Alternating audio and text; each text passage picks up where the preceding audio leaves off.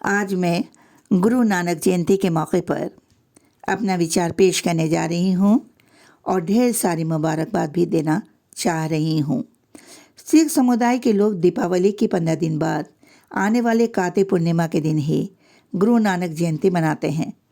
सिख धर्म के संस्थापक गुरु नानक जी की जयंती के दिन को गुरु पर्व या प्रकाश पर्व के रूप में मनाया जाता है। गुरु पर्व या प्रकाश पर्व गुरु नानक जी के जन्म की खुशी में मनाया जाता है।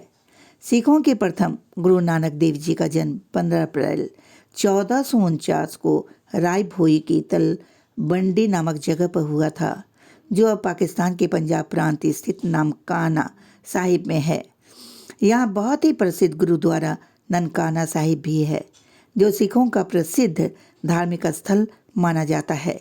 शेरे पंजाब नाम से प्रसिद्ध सिख समुदाय के राजा महाराजा रणजीत सिंह ने गुरुद्वारा ननकाना साहिब का निर्माण करवाया था। गुरु नानक जी ने अपना पूरा जीवन मानवता की सेवा में लगाया था।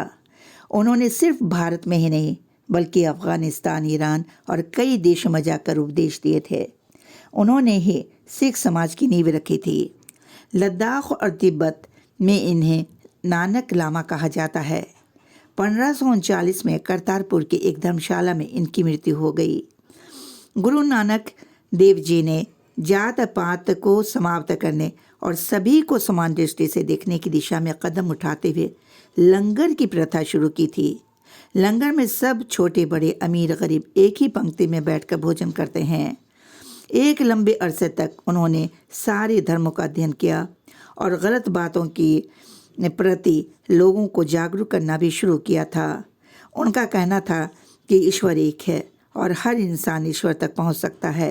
अंधविश्वास और दिखावे के कट्टर विरोधी थे। धार्मिक कुरीतियों के खिलाफ हमेशा आवाज़ उठाते रहे। लोगों के अंतर मन में बदलाव लाना चाहते थे। उनका कहना था कि लोभ और लालच बहुत बुरी चीज़ है। वो लोगों में प्रेम, भाईचारा और एकता और समानता का संदेश देते रहे। उन्होंने आध्यात्मिक विषय के अध्ययन में मन लगाया।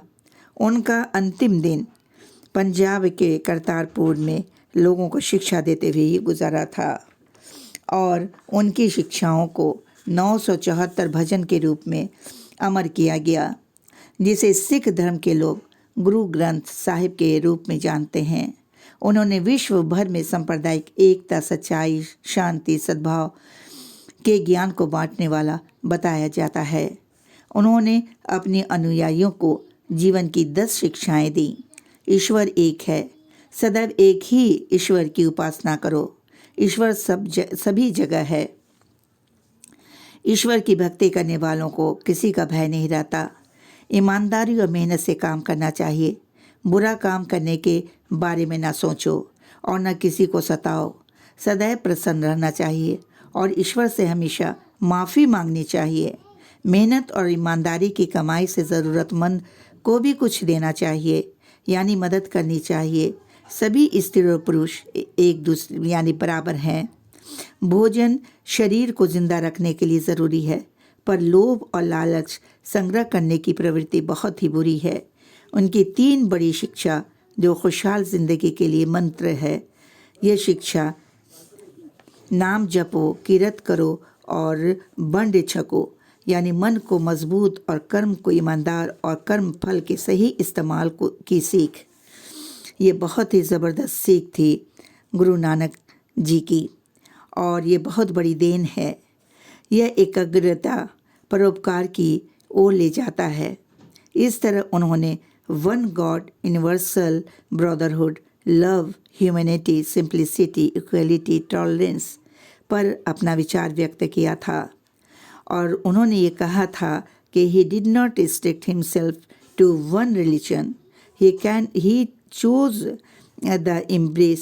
to embrace the good teachings of all faiths that have universal applicability and validity for all times to come. Guru Nanak did not believe in division between people on the basis of caste, color, religion and race. He saw two kinds of people, गुरमुख, मनमुख। गुरु जी ने लंगर परंपरा की शुरुआत किया और उसके माध्यम से संगत और पंगत नामक अपनी शिक्षा का क्रियान्वयन भी किया था। इस तरह से महान और विद्वान महापुरुष, उनका ये कहना था कि वस्तुओं और सेवाओं का आदान प्रदान करना चाहिए, यानी गिफ्ट देना चाहिए, क्योंकि इससे परम संतोष प्राप्त होता है और खुशी मिलती है। गरीबों की मदद करनी चाहिए और अपने सभी स्वार्थी इच्छाओं को और लालच का त्याग कर देना चाहिए, जो कि आज के मनुष्य में बहुत ही कम देखने को मिलता है। गुरु नानक जी ने एक बात पर बहुत ज़्यादा दबाव डाला था, जोर डाला था कि हमेशा परमात्मा को याद रखो, वो सर्वशक्तिमान है। किसी में भी मृत्यु का डर नहीं होना चाहिए, क्योंकि यह अटल सत्य है और अहंकार, घमंड बहुत ही खतरनाक है। इसका त्याग कर देना चाहिए। इन महान उपदेशों के साथ, इन महान उनके वचनों के साथ अगर इंसान बन जाए तो यह दुनिया स्वर्ग हो जाएगी।